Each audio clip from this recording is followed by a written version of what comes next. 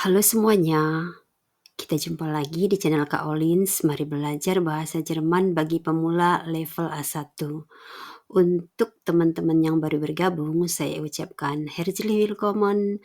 Dan untuk teman-teman yang lama, saya ucapkan terima kasih sudah bersama. Bantu di like videonya dan di subscribe channel ini ya. Oh ya, kalau kalian merasa video ini bermanfaat, jangan sungkan untuk membagikannya kepada yang lain. Idang ke Oi. Dalam pelajaran 31 dan 32 kita sudah mempelajari possessive artikel im akusatif. Untuk video kali ini kita akan belajar modal Verben. Teil 1. Naun, los, fangen wir an. Lektion 33. Pelajaran 33. Modal Verben atau kata kerja modal. Yang dimaksud dengan modal Verben adalah kata yang dipergunakan untuk memberi penekanan terhadap suatu hal atau suatu pekerjaan lain, apakah sesuatu atau suatu pekerjaan itu diharuskan, disarankan, diizinkan, memungkinkan, diinginkan, dan seterusnya. Modal Verben biasanya dipergunakan bersamaan dengan kata kerja lain di dalam kalimat. Namun, dia dapat juga berfungsi sebagai kata kerja utama. Di dalam bahasa Jerman ada 6 modal Verben, yaitu müssen, sollen, können, dürfen, wollen, und mögen. Mungkin kalian bertanya-tanya ya, kok tidak ada modal verb möchten? Padahal saya sering mendengar, ich möchte, du möchtest. Nah, jadi sebenarnya modal verb möchten ini merupakan bentuk konjungtif zwei dari modal verb mögen. Ini nanti kita bahas secara terpisah. Kita mulai dari verb müssen yang berarti harus. Nah, kita perhatikan konjugasi kata kerjanya.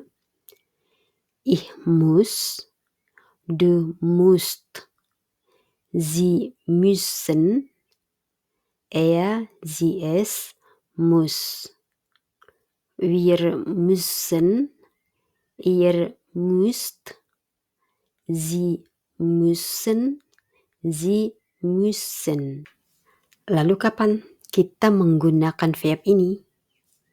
Nah, kalau kita ingin menyatakan sesuatu itu atau suatu pekerjaan itu merupakan suatu perintah keharusan, merupakan satu kewajiban, atau merupakan suatu keterpaksaan, kita menggunakan kata müssen.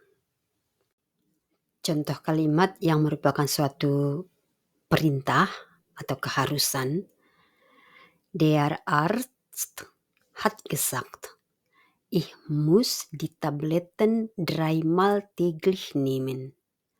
Kata dokter, saya harus minum obat-obatan ini 3 kali sehari.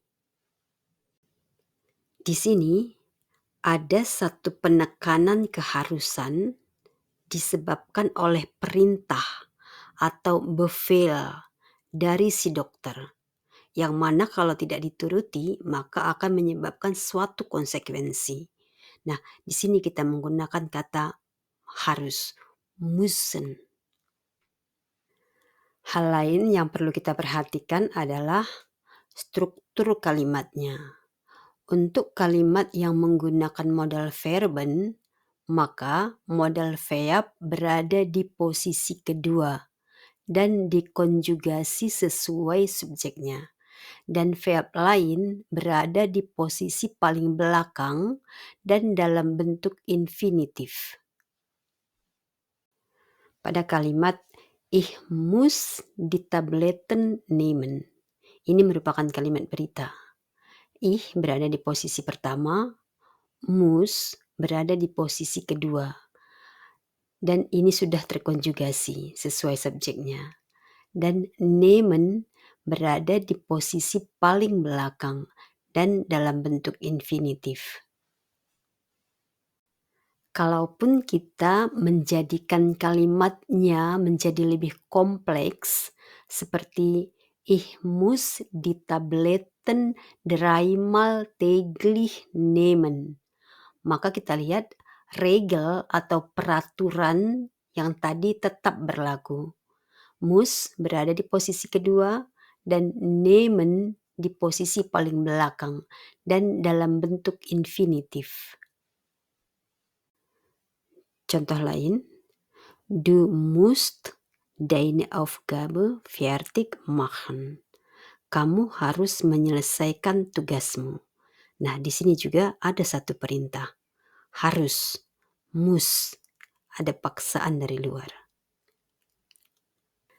Selanjutnya, müssen juga dipergunakan untuk menyatakan bahwa sesuatu atau suatu pekerjaan itu merupakan kewajiban atau Pflicht. Contohnya, die Soldaten müssen kriegsbereit sein. Para prajurit seharusnya siap tempur. Jadi siap tempur itu merupakan kewajiban bagi para prajurit. Pflicht. Contoh lain, morgen muss Andrea arbeiten. Andrea di sini orang ketiga tunggal ya. Verbnya dikonjugasi menjadi muss. Besok Andrea harus bekerja. Harus. Kalau nggak kerja, bisa-bisa dipecat atau potong gaji. Jadi ada kewajiban. Pflicht. Müssen juga dipergunakan untuk menyatakan bahwa suatu pekerjaan itu merupakan keterpaksaan atau Zwang. Mau nggak mau, harus mau gitu. Contohnya, das Flugzeug hat Verspätung. Wir müssen noch eine Stunde warten. Pesawat ini mengalami keterlambatan. Kami harus menunggu 1 jam lagi. Jadi karena pesawatnya terlambat, mau tidak mau, ya terpaksa nunggu. Ada keterpaksaan. Contoh lain, es ist zu spät. Ich muss jetzt gehen. Ini sudah terlambat. Saya harus pergi sekarang juga. Jadi di sini ada keadaan yang mendesak yang memaksanya untuk segera harus pergi. Modal verb selanjutnya adalah sollen yang berarti sebaiknya atau seharusnya. Nah, kita perhatikan konjugasi dalam bentuk presens. Ich soll, du sollst, sie sollen, er, sie, es soll. Wir sollen, ihr sollt, sie sollen, sie sollen. Pertanyaan yang sama. Kapan verb sollen kita butuhkan? Yang pertama, saat kita mau menyatakan nasihat atau saran, baik terhadap orang lain maupun terhadap diri sendiri. Rat oder Empfehlung. Yang kedua, ketika kita ingin menyatakan atau menekankan tentang tanggung jawab moral atau kewajiban moral. Moralische Verpflichtung. Contohnya, ihr sollt nicht so viel rauchen. Sebaiknya kalian tidak terlalu banyak merokok. Jadi, dalam kalimat ini hanya ada saran atau nasihat. Du sollst mehr Sport treiben. Sebaiknya kamu melakukan lebih banyak lagi olahraga.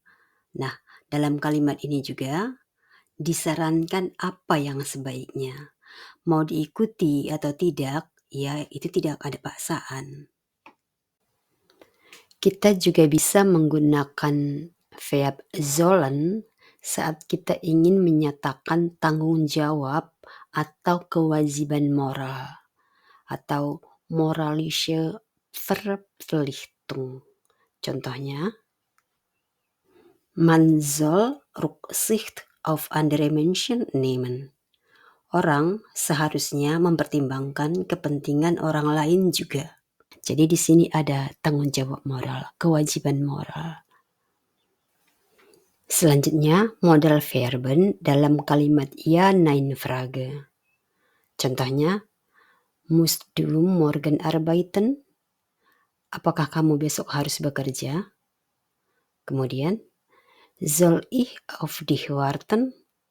Apakah sebaiknya saya menunggu kamu? Kita perhatikan dalam kedua kalimat ini bahwa modal verben di sini terletak di posisi pertama, lalu diikuti subjek, dan verb lain berada di akhir kalimat dalam bentuk infinitif. Kemudian modal verben dalam kalimat W-Frage. Contohnya, wann musst du morgen arbeiten? Kapan kamu besok harus bekerja? Apakah pagi atau siang atau malam? Was soll ich machen? Apa yang harus saya lakukan?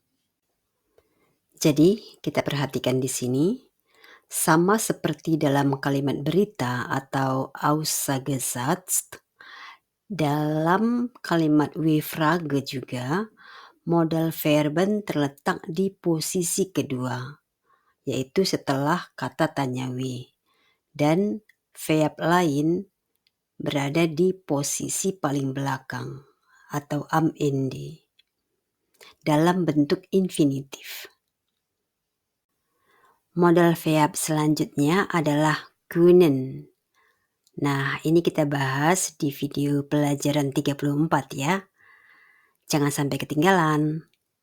Untuk video kali ini cukup sampai di sini dulu. Sampai jumpa di pembelajaran berikutnya. Danke, auf Wiedersehen.